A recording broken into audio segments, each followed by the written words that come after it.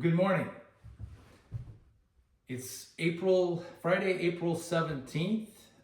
Get ready to fly out of Billings tomorrow in the morning, Saturday the 18th. Headed down to Lordsburg for our April 20th start date on the Continental Divide Trail northbound of the CDT. So super excited about it. Wanted to do a quick video today, just kind of letting everybody know the gear choices that I've made and what you'll be seeing me use on trail. First of all, starting with the big three, I'm going to be using the ULA Circuit for my pack. This is a great pack. The thing I like about ULA is there's just a lot of customization on the pack. You can customize the shoulder straps. Having come from a more conventional background, using Ospreys for many years, I felt like this is it's not the lightest pack out there, but it certainly is it's a great bridge between a conventional and going ultralight. I think they do a great job in their pack lineup. You can customize colors. It's offered in aerobic or a ultra fabric, so you can kind of choose those things as well. But just very customizable and just a great pack system. I think when you look at the Halfway Anywhere survey, it's usually in the top 2 or 3 packs used on the CDT. So really looking forward to that. On my pack, I've got a little water carrier for my 700 milliliter smart water bottle. It's a thing made by Mystery Ranch, so I've been using that for quite a while. It works really well. On the other side, I've got a ULA shoulder pocket accessory, which I'll use for my sunglasses and also carrying my Garmin Messenger in this front pocket. It's got a couple of hip pockets, obviously. Usually I'll have in there is like gloves, things I need to get to very quickly, and then on the right side I usually keep my snacks for the next 3 or 4 hours in there, and just have things really easily to get to.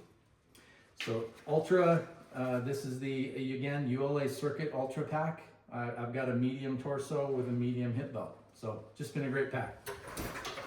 On the tent side of things, going with the Durston X-Mid Pro 1. I've thought for kind of me by myself, it's really the most ultralight thing I think I can get. Just super functional. It weighs in at about 16 ounces. I do have a piece of Tyvek in here that's about 30 inches wide by 80 inches long that I'm just going to use in the desert in places where it's thorny for a little bit, and then I'll probably get rid of that at some point. I've got 8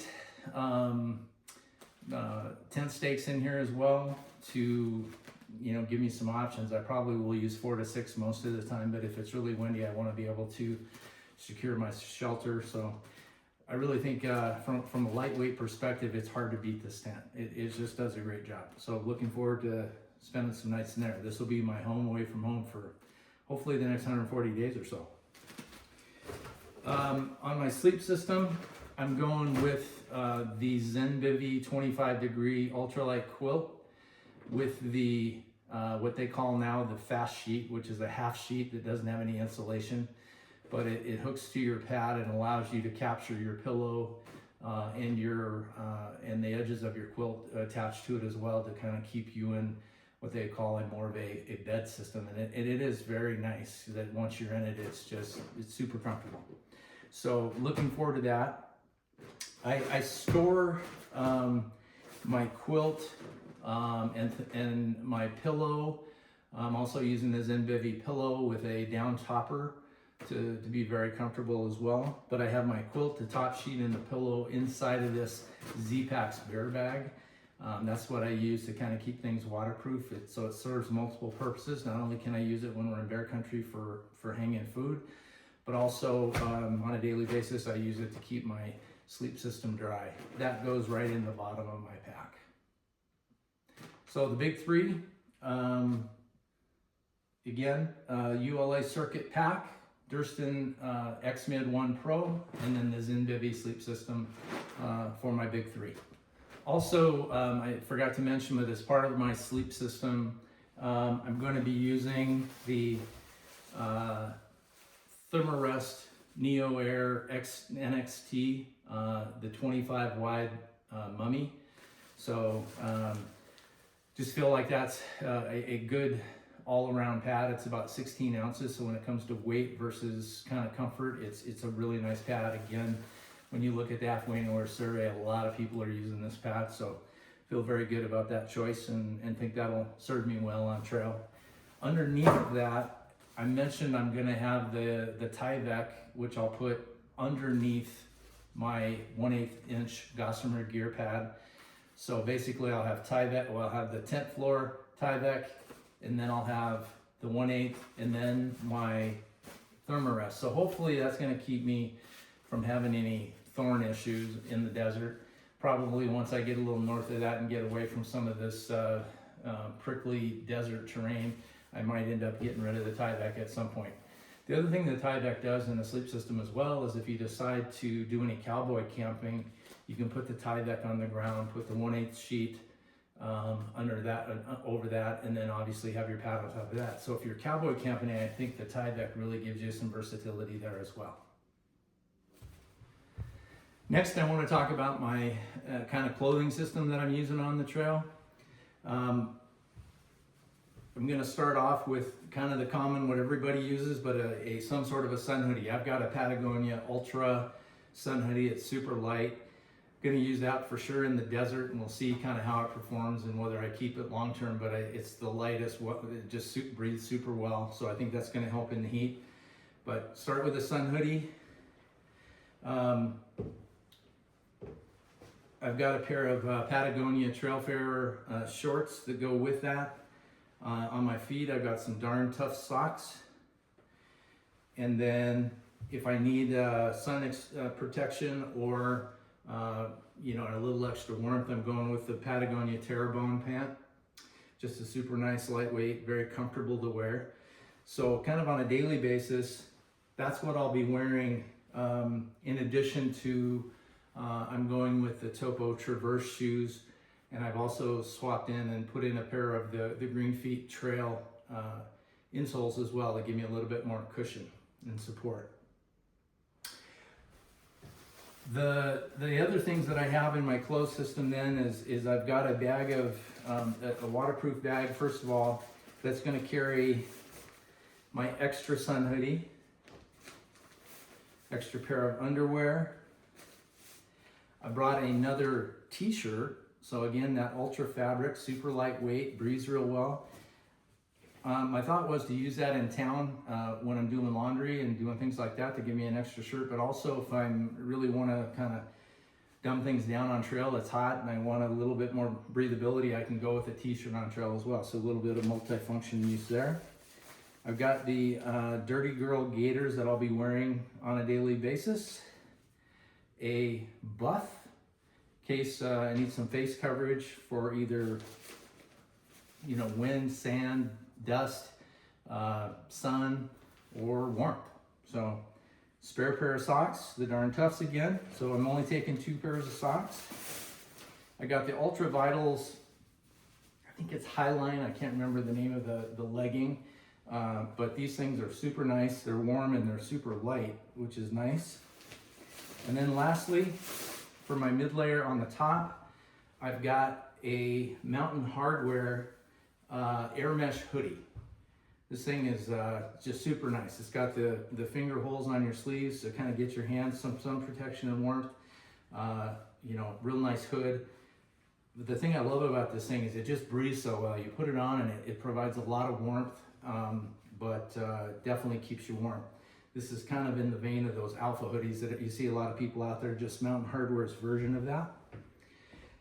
And so that's my mid layer. And then lastly, I've got the Rab Xenier Light jacket to wear over the top in case need a little more wind protection, a little bit more warmth. I wore this when I went on my Everest base camp trek 2 years ago, and it was fantastic. It just worked really well. The nice thing I like about this coat, as opposed to a lot of puffy coats, is you can wear it when you're hiking. I mean, it's designed for active use. A lot of these puffy coats, you know, they're just too warm to wear when you're hiking, and so it's almost a layer you're carrying around just to use in camp. Well, I wore this morning. I went out and did a little shakedown hike, and it was 26 or something like that when I started. Performed awesome. So So that's kind of my system there. And then lastly, over the top of all that, if I have to, whether it's wind, if it's cold, or if it's wet, is my Montbell Versalite rain gear. And inside of here, I've got the coat, I've got the pant as well, and then I have a pair of OR rain shells that are super light, but they, they'll just go over my fleece gloves in the event that it's raining to keep my hands dry. So that's kind of my clothing system. One other thing I didn't mention, but then I've got OR sun gloves, and then I've got the OR fleece gloves as well for warmth. So that kind of takes care of everything I'm wearing there.